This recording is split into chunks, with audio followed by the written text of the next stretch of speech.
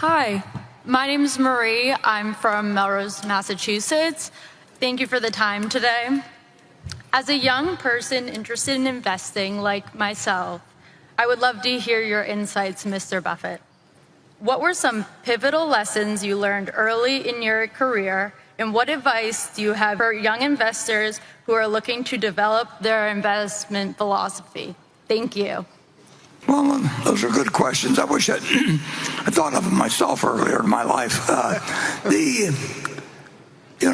you associate with is just enormously important, and don't expect that you'll make every decision right on that. I mean, you're going to have your life progress in the general direction of the people that you work with, that you admire, that become your friends.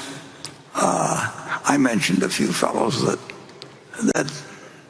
have died in the last couple of years. Well, all of those people were people that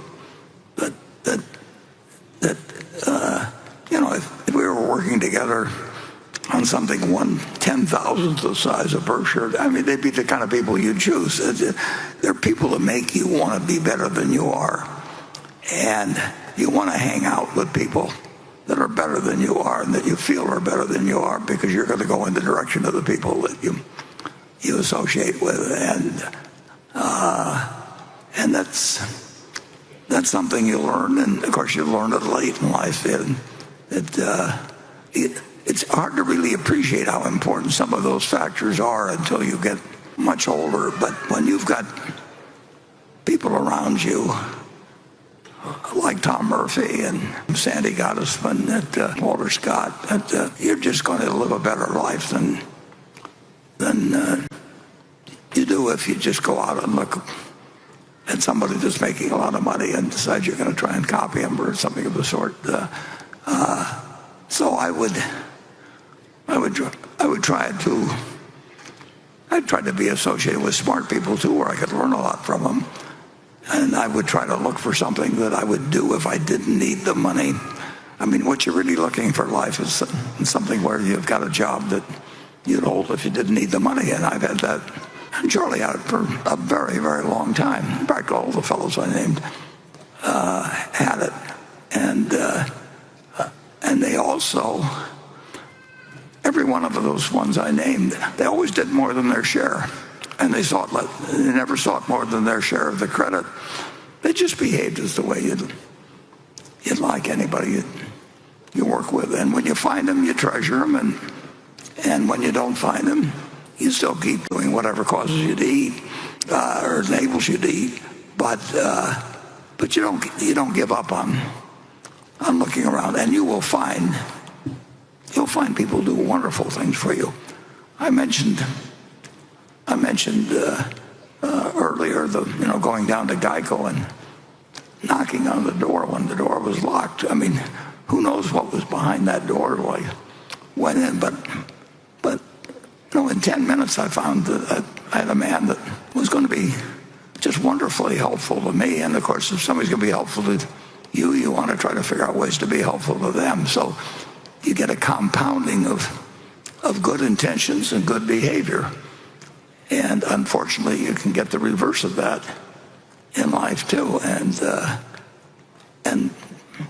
with a lot of, I was lucky in having a good environment for living that kind of a life. And other people, have a whole different environmental situation. They have to overcome it.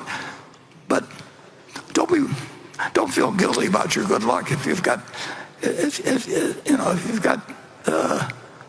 you live in the United States, there are 8 billion people in the world and there's 330 million in the United States. You've already won the game to a great degree, and then just keep making the most of it. But you don't want to associate with people or enterprises that ask you to do something or tell you to do something that you shouldn't be doing. And that's one of the problems. I mean, different professions select for different types of people. And it's interesting to me that in the investment business, so many people get out of it after they've made a pile of money.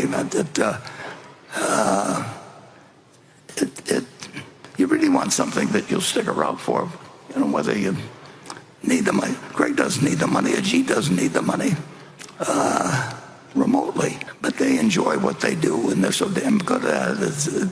I've had the advantage of seeing how that works over time. They're the best manager I ever knew, and there's a lot of contention for who that would be. But actually it was Tom Murphy Sr. Who lived almost 98. And I've never seen anybody that could get the potential out of other people more than Murph could. I mean, if you wanted to become a better person, you went to work for Tom Murphy. And there are all kinds of successful people that really don't have that don't bring that to the party. And I'm not saying that's the only way to succeed, but I think it's the most pleasant way to succeed for sure. And I think that the Berkshire experience is pretty dramatic. I mean, to operate with Sandy Gottesman from 1963 until he died a couple of years ago, Walter Scott for 30 years, and Craig operated with him for 25 years or so. Right, it was. yeah, 30. Yeah, you really can't miss it. You'll learn all the time, but you'll not only learn how to be successful at business, you'll learn how to be successful at life. And so that's my recommendation. And for some reason, apparently you live longer too, because it's pretty amazing. I mean, these people I'm talking about, including myself, I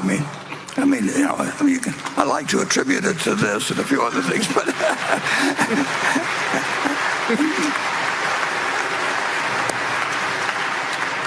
I think a happy person lives longer than somebody that's doing some things that they don't really admire that much in life.